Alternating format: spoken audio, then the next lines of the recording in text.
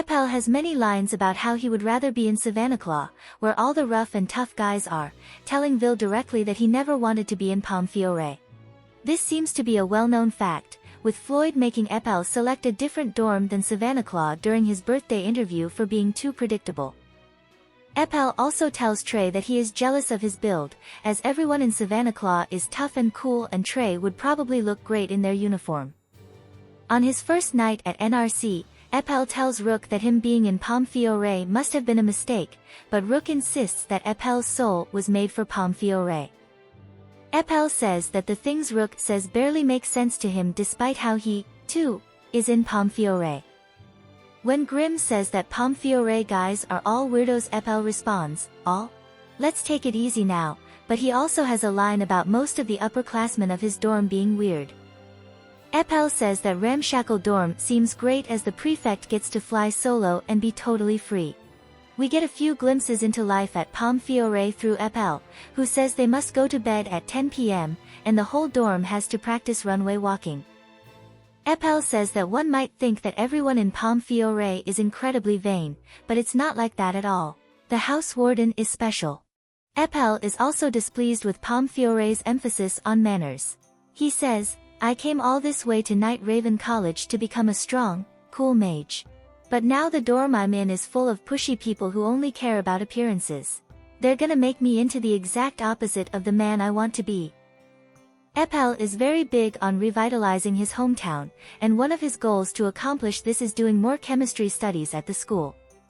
He makes the connection between the future of his village and Pomefiore in a vignette, saying, "If I hadn't joined Pomefiore, I might never have taken an interest in potionology." Epel explains that he does respect the fairest queen, but he has trouble with how Pomefiore places emphasis on speech, manners, eating balanced meals, wearing a flowy uniform and following hair and skincare routines. He says, "But despite all that, being in Pomefiore has helped me learn a lot more about chemistry.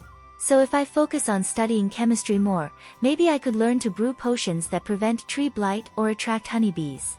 If I could pull that off, it'd make life easier for everyone in town, and it'd help harvest and grow. Now that I've figured out my goal, I've started to feel okay with Pomefiore in general. But I still want to be in Savanaclaw." Epel says that he might even be able to outdo Vil one day, if he keeps up his potionology studies. Epel seems to know a lot about plants in general. He is able to find, recognize, and utilize a medicinal herb during the Harvestin event, and he and Ruggy lead the charge against the fire lotuses by weeding them during Glorious Masquerade.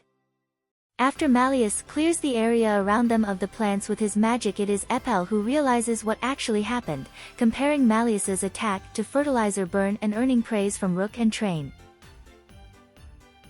In a vignette with Cruel, he accidentally knocks over a vial of lantern blossom nectar and is assigned the intentionally impossible task of harvesting an amount of nectar in 2 months that would normally take 3 years. Refusing to give in to what he describes as a hazing ritual by Cruel and wanting to earn recognition, Epel manages to go above and beyond his assignment by combining what he learned in class with his farm experience and making his own fertilizer.